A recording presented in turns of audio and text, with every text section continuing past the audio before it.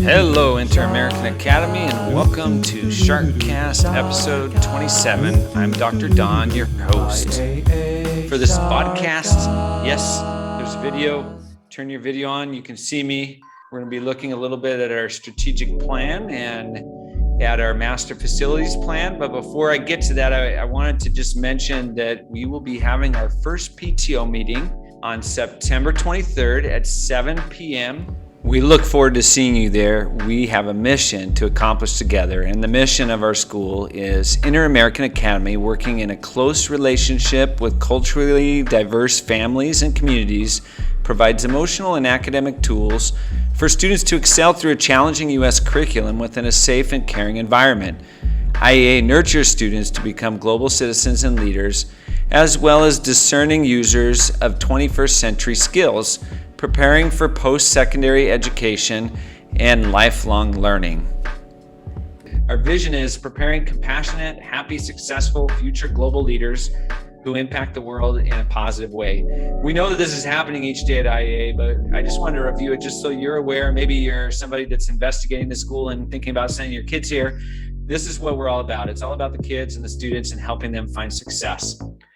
I just wanted to flash back to the past, to the 2018 May General Assembly, where the board revealed and this was actually a couple months before I came, but the board revealed its 5-year strategic plan, which has become our school improvement plan, where we tried to, again, preparing compassionate, happy, successful global leaders who impact the world in a positive way. That's the unique purpose of the board and also the vision of our school. The ambition of the board in 2018 was to become the best Ecuadorian school in 2021 by achieving and measuring students in the best ranking universities by country of choice, our students in every grade happy and passionate to come to school, our teachers engaged and passionate about liberating maximum potential of their students, and our parents promoting in their own communities Inter-American Academy, being the most desirable school by having a waiting list in every grade. So those were some of the measures for becoming the best Ecuadorian school by 2021 that the board had. We are in 2021. Okay, so now is a good time to reflect a little bit and ask ourselves, okay, how are we doing in those areas? The board had no idea we would have a pandemic, but still, how are we doing? Those areas broke into 5 different strategic objectives that we've been working on since these were established in 2018. But going back to the bold ambition of being the best school in Ecuador by the year 2021, I think that we do have students that are especially happy to be on campus every day. We don't take that for granted anymore. That's something that we're blessed to be on campus, and we're so happy that our students are able to be here. And we have the best teachers in the world. They're doing a great job, and they're definitely passionate about helping students reach their learning potential. Our parents, I believe our parents are great. You guys are great. We so appreciate you. We know that the students that we're adding to our school over the past couple months are because of you. You're talking to your friends and your neighbors and you're telling them about how great IAA is. And so we know that to be the case. We do know that we struggled a little bit with the pandemic with our enrollment, and that's typical. That happened around the world. But we'll get to that when we talk about strategic objective number 5. So let me go through the strategic objectives. The first one is to enhance our educational system to make it a personalized North American international education. And so what ways have we done that? So you can think about that a little bit, but we've done quite a bit to make it a very personalized education. We believe that every student has a learning potential that can be achieved each school year. And so we start out where they're at, and then we take them to that goal of getting them at least 1 year's growth, if not 1.5 years or 2 years growth in one academic school year. Many of our students have learning plans. Every single one of our students gets individualized attention in the areas they need individualized attention from the teachers and from our student support departments and from our teacher aides. We all want to help them succeed. So I believe that we're there. In fact, I would say that there are a lot of new families that have enrolled in our school because we do offer a personalized education. We're starting to get that reputation of the school to go to. If your child maybe is not finding success in your current school, you're referred to Inter-American Academy because they know the other schools and the parents out there in the community are starting to find out the Inter-American Academy, regardless of whether your student is talented or gifted or has some sort of learning challenge or just gets something really well, but struggles in one other area, maybe temporarily, maybe it's been for a while, they get the fact that we offer tiered systems of support to our students. In other words, we help our students be successful no matter where they're at. And more importantly, we want them to be happy while they're learning and growing. And so we have a growth mindset. So strategic objective number 1, perhaps we're doing pretty well with that objective. Strategic objective number 2, recruit, develop, and retain the best teachers for Inter-American Academy. I've said it already, we have the best teachers in the world, and I'm really thrilled to say that our level of teachers has just increased over the years. And yeah, we've lost some great teachers that have left us, but the teachers that have replaced them have been exceptional also. There's no fall off. In fact, I have people contacting me even yesterday. I had a couple that's teaching in China that contacted me for the 2022, 2023 school year and said, we really want to be a part of Inter-American Academy. We've heard about Inter-American Academy and we'd love to be there. That happens to me throughout the year. So I believe that we're accomplishing that goal. Strategic objective number 3 is developing the best educational infrastructure to facilitate students and teachers' potential. So that educational infrastructure is 2 parts. There's the part that have to do with systems and procedures. And that part has to do with our PBIS system, our positive behavior intervention and support system, and our RTI system, response to intervention, which is our system that we use to help students get what they need when they need it. We don't care about how old a student is. We don't care where they're at. We just care that we know that we can help them do what they need to do at the time that they're ready to do it. And so we do see some of our students that actually are in middle school or in upper elementary that are taking maybe high school classes or middle school classes because that's what they're ready for. And so we believe that we need to put students where they belong and give them what they need. In addition to that infrastructure, there's something called our master facilities infrastructure. Obviously, we have to have the best learning areas in order to help our students learn. And so we're going to talk about that later in the Sharkast. Strategic objective number 4, develop a strong social impact that enhances our community beyond Inter-American Academy. We had an incredible inclusion conference the January of 2020 before the pandemic hit, where we brought in speakers from 63 speakers from all over the world to talk to the Guayaquil community and our community about how to be an inclusive school, how to help every student succeed.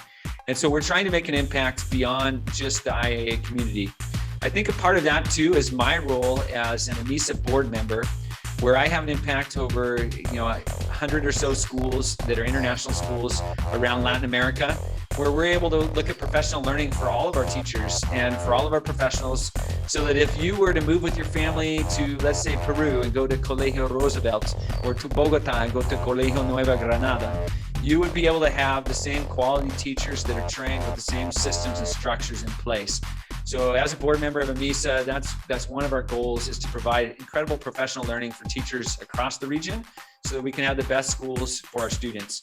In addition to that, we're developing a partnership right now with Young Living Academy, which is located in Chongon, to be able to work on projects in the community with their students and with their incredible farm that our students will benefit from, so that we can reach new potentials with our students and with the community in service. We believe service to be a strong component of our school. In addition to that, we hope to start up Week Without Walls again this year, where of course there will be a large service component to Week Without Walls, where students can serve the world and the community. So I believe we're working on this one. It's been a little bit difficult with the pandemic, but we're starting to grow that seed again, and the plant is growing and taking in sun, and we're excited for the future. And then the last strategic goal is to have a slow growth process up to 500 students. In 2020, we ended the year around 350 students. We then had the pandemic hit us, and we lost a significant number of our students. In fact, we lost over a third of our students. So we dropped it down significantly in our enrollment. I'm happy to say that right now we're at over 260 students. So we're starting to climb back up, and we'll do it. I have no doubt about it. We're in a good financial place. Fortunately, last year during the pandemic, we lost a number of teachers at the beginning of the year before the school year started due to the pandemic, and we tried to fill within so that we could save a little bit of money, and we were actually able to finish last year on a positive note with our budgets. So we were in the green, not in the red, which we didn't expect that. This year, We expect if we can get around 270 students, we should be able to finish in the green also this year. We don't want to just finish in the green. We want to be able to produce enough money to be able to build our infrastructure, our facilities. So that's what I'm going to switch over to right now. As I mentioned earlier, you were part of the development of our mission and vision as parents and students and teachers and stakeholders. You were also part of a process that we started several years ago to build a master facilities plan.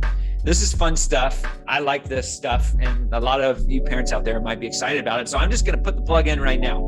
We are restarting up our board master facilities committee that was on hold for the last year due to the pandemic, but we're restarting that up. And the board will be looking for additional members to help them in that work. So if you are really passionate about our facilities and bringing those up to the 21st century, and you want to be a part of that, then just contact me, send me an email at director@Inter-American Academy, and I can take care of you. And I can refer you to the board or to at least be a subcommittee part of our master facilities plan so we can get your input. This is an invitation to parents, to students, to faculty, to staff. Any of you that are passionate about this and want to be involved in it, please let me know, and we'll get you to work with us so that we can make the best possible campus for our students. I will also say that our master facilities plan that we developed will be adapted.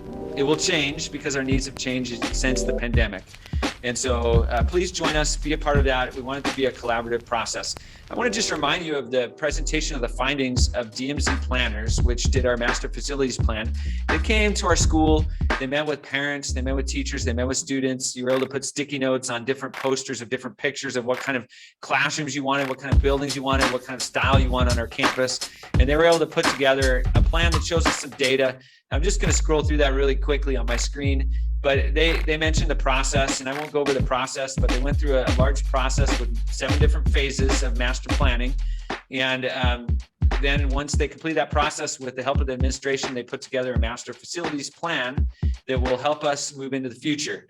And that plan was ready in March of 2020. We were so excited. And then something hit called the pandemic. So we're going to talk about that. Of course, all of the things that we looked at for priorities. We looked at our mission and vision. We looked at the strategic plan that we just took a look at on our Sharkast just now. And then we looked at our curriculum and what we want for our school and our academics and how we want to grow those and what those want to look like. And then we took a look at our current facilities, the age of them, the condition. I can tell you we have some pretty old buildings on our campus. And we put a lot of money into them every year. We redo electricity and wiring and conduits and plumbing and everything else. So it can be challenging working with older buildings. Now we call that depreciation. So when we work with budgets, we have a certain amount of money that we budget for our budgets, and then we try to break even. But part of that money too is something called depreciation. In other words, with the age of our buildings, we have a certain amount of depreciation. In other words, we're going to have to put a certain amount of money into those buildings to recuperate them or to build new buildings in the future. And so our depreciation each year runs about $200,000 a year. So we depreciate at that rate. So if you think about that in terms of a budget, we always budget to be able to account for $200,000 worth of depreciation. And it's likely that we're going to put that money into the buildings on the campus, or that we need to set it aside so we can demolish old buildings and build new buildings. As we go through this, we went through the different teams that participated. There's some great pictures here. You can see yourself, I see some of the teachers and the parents that are here looking at the posters, the process that we went through. And we came up, you got to put sticky notes down and write down what are some things that you would want changed 15, 20 years from now. And so I'll say that right now. I'm going to put a plug in. We need some financial support from alumni and from families to make the changes on our campus. And we're going to start some of these projects this next summer, even before the school year ends. So if you'd like a classroom, a sidewalk, a covered walkway to keep our kids out of the rain, named after you or your family or your company or your business, then you can make a contribution to the school on behalf of that project. And we'll put a name placard up there with your name on it, or your company or your business, so that you can have that forever. You can be eternally recognized for your contribution to the Sharks. So please think about contributing to these master facility projects. But we went through these projects, and the parents and the stakeholders, students and kids talked about, here are the things that we really like. or the things that really don't work. And so we started already working on some of the things that don't work from that list, but the things that you wanted to keep were green spaces and the oasis and nature. And so one of the things that we're looking at doing, you might not have seen the cafeteria remodel. And it's not a big remodel. All we did was broke down the walls on each sides and we put in big glass windows that slide open so that it's open to nature. It's more natural. We can see the beautiful landscaping of our campus and the trees and the grass. And that's one thing that we're looking at doing with new buildings on our campus, is making them very transparent. A lot of glass, working with a lot of glass so that we can ventilate our classrooms for things like COVID, but also so that we can see and enjoy the natural environment that we have on our campus. We're very blessed to have a beautiful campus. Mango trees, iguanas, grass, papaya trees, avocado trees. You know, we've got all this beautiful nature around us, and we want to be able to see it from our classrooms and from our workspaces. So that'll be one of the style things that is based on the recommendations that you gave us as stakeholders. And so we'll go through this. We talked a little bit about flexibility of spaces, outdoor and indoor spaces, which we've created some great outdoor spaces based on these recommendations over the past couple of summers. Our early childhood green space is incredible. The kids are able to play on a nice kind of an artificial turf, but it's a covered area that's large with sinks and easels for art and all these fun things. So we looked at all of that, and that was really important as we went through and talked about what we want for our campus. And then we started to look at our footprint of our campus and how it compared to other campuses around the world of other elite schools. And one thing we noticed is that we're very lucky with 4 hectares at Inter-American Academy to have quite a large space for the number of students that we have. We have actually 3.47 hectares at Inter-American Academy.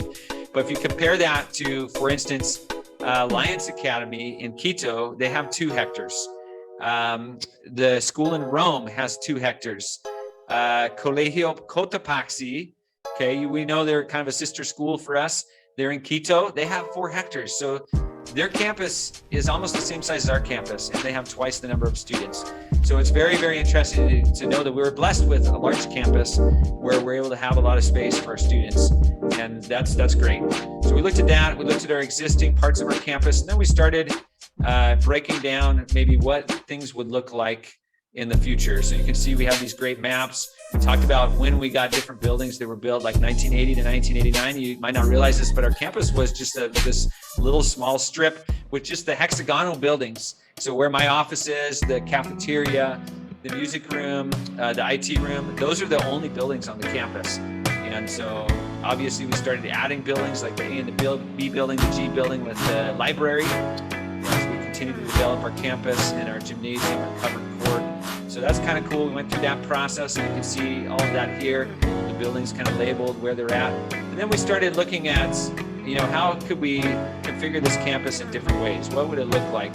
Right sizing our classrooms is something we spend a lot of time on. In other words, we need to have the right sized classroom for the number of kids and the age of the kids in those classrooms. We didn't realize how important that would be with the pandemic, because we didn't know about the pandemic when we were working on this plan. But we made some plans to try to right size our classrooms. So for instance, middle school, high school classrooms, they're recommended to be 80 square meters. And our average class size, for at least at the time that we made this, was 49 square meters. So it was only about half the size that we really needed. Some of those classrooms have become larger because we knocked down the walls between 2 classrooms to make larger classrooms. But really, for our long-term facilities plan, we have a lot of work to do in this area to get up to the square meters that we want to get to. So we're looking at different types of classrooms. You gave us some great feedback on what types of classrooms we want. More comfortable places would seem to be a theme. You can see on here, if you're watching the video part of this, the classrooms with higher tables and kind of booster stools, couches, things of that nature, comfortable places for students were popular in your feedback to us. So when we looked at elementary school classrooms, interesting, our elementary school classrooms are actually more on target. 85 square meters was a recommendation, and our average was 88 square meters. So our elementary classrooms were already about the right size, and that's the 2nd through 6th grade classrooms. And then we move on to early childhood. Those classrooms need to even be bigger. So we talked about creating more lofts. You can see the nursery classrooms, 95 square meters, and our average classroom size was 78. So we were a little bit under that. And so what we did is we created that early childhood area where the classroom is extended, and we're able to actually have more than 95 square meters currently. We'll see how many more students we add over the next few years.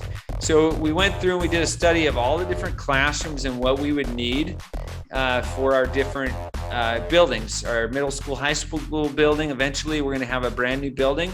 It would be 3 stories. And we've mapped out exactly what that building would need. How much square meters, 9 different classrooms, a teaching observation space, middle school, high school science, a science lab, science prep, art storage, kiln room, music storage room, new STEM robotics lab, STEM storage, middle school, high school teacher workroom, and then the offices. So you can see we've gone to the planning of exactly what we need for each of our different spaces to accommodate 500, I almost said 600, that's wrong, 500 amazing students on our campus. If we had all of our dreams come true, we won the lottery or something, or we had a famous alumni that donated millions and millions of dollars, we looked at what our campus would look like. Here's one rendering of what the campus might have looked like in the future. And so you can see with this campus, there's a covered walkway that's at the parking lot. You can follow my mouse here. So students would walk into campus and then walk under this covered walkway out of the rain.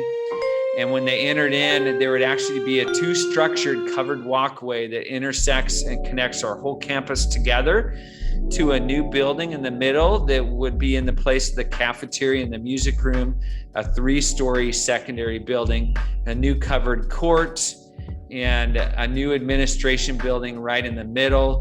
They would also have a big performing arts center, meeting space for parents to come for those assemblies so that your students can perform. So this was like the master plan of all of our dreams before the pandemic hit. Let me show you an above view of it, of part of the campus and the way it would have looked. So you would have this admin, parent meeting building, performing arts center, and that would be right in the middle of our campus with the covered walkways connecting all of our buildings so that we have universal access. This little column right here was going to be an elevator so that if someone's in a wheelchair, they can get into every classroom in our building. No more steps up to the library, no more steps up to the second floors only as an option, but an elevator that will get you onto the walkway system so that you can get to your classes regardless of what your situation might be. Or we always have kids that get a hurt foot or a hurt knee and they're on crutches and going up and down the stairs. It's not right. Those kids need to be on the elevator and they need to be connected to their classrooms and accessible without having to go up and down the stairs with crutches, which is very difficult. So we want to be a campus that's universally accessible. So anyone that comes onto our campus, regardless of their physical ability, can access all of our campus and all of our classrooms. We're not even close to that, but we will be working on some projects this summer.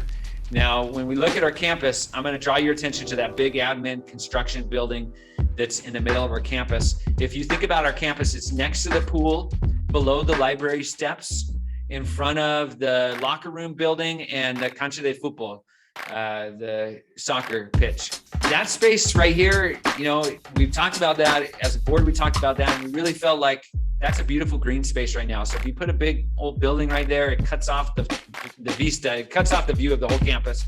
And so we talked about moving that building to this area right here, which is an empty area next to the parking lot. It used to be an empty area. However, this last year we built a covered area. You've seen it as you dropped your kids off for school. And that covered area is going to be, we're going to put in some cement and some artificial grass to make it a nice performing area in the future. And then a waiting area, of course, our kids use that to wait for their parents to get picked up after school where they can be socially distanced.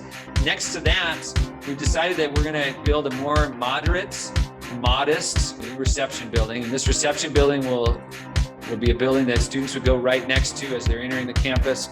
And these drawings are not up to scale because what we're going to end up doing is all of this wall space that you see here, it won't be walls. It's going to be open windows. It's going to be like a transparent building in the middle of our little forest where we'll have some office space for our administration so that when we have a vendor that comes to campus, they don't enter our campus and walk through the middle of our campus while our students are here. They come right into the admin building. They can go to the business office They can go to the IT office. They can get the help and the support that they need. So we're going to keep our campus more safe by keeping it restricted to students and parents in the future and faculty. And we'll have a system where you'll use your badges, and you'll use your scanner to get onto the campus. And people that can't get onto it, they'll go to this building and they'll get their business taken care of. So that building will be built probably this next summer, and it's going to be very modest and functional in purpose and not super fancy. Instead of building this big building right here, we would build something more modest over here in this area. And then we have our new covered area right here, which we'll bring up to speed. It'll be very nice. It'll be a nice gathering area where several hundred parents can gather in the future after the pandemic, whenever that's over. And they'll be able to enjoy a nice assembly where students can actually gather in the library, go out the sliding doors, and right onto the stage to perform for their parents. And then this building that we built, the admin building, will have the ability to build a second story in the future. So those are things we're talking that the facilities committee will work on. They're not decisions that have been fully made, but they're decisions that are critical to our campus and our students. And we want your feedback and input. So you can either give that as a part of the committee, or the committee will also be delivering some surveys over the next year or so where we'll be gathering your feedback to figure out what you want and what you would like to see with the campus. This building right here, the secondary building, we're probably not going to do that. Just these buildings are multi-million-dollar projects. Because of the pandemic and our drop in student enrollment, we just don't have the money, and we don't want to take out that big of loans to create buildings. Frankly, we probably don't need. They would have been really nice and fancy and great, and we'll take them. If you can find some donors that will help us build those buildings, we'll do it. We might build them in a different location, but we'll build them. So this building might end up being over here, and this building might end up being somewhere else. We're going to keep for right now our cafeteria and music room, but these buildings over here, building A and building B, and the little area that we call the quad.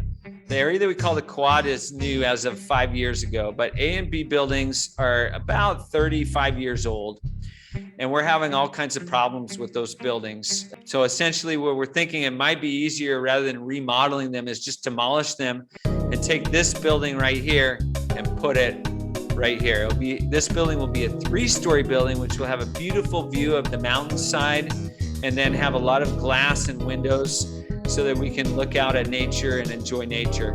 So those are some ideas for our master facilities plan. So we can still connect our campus with covered walkways so their kids don't get wet during the rainy season. We can still build beautiful buildings that have a lot of glass and really highlight what's important to us, which is nature, being a green school, having nature around us and surrounding us. That's what we want for our kids.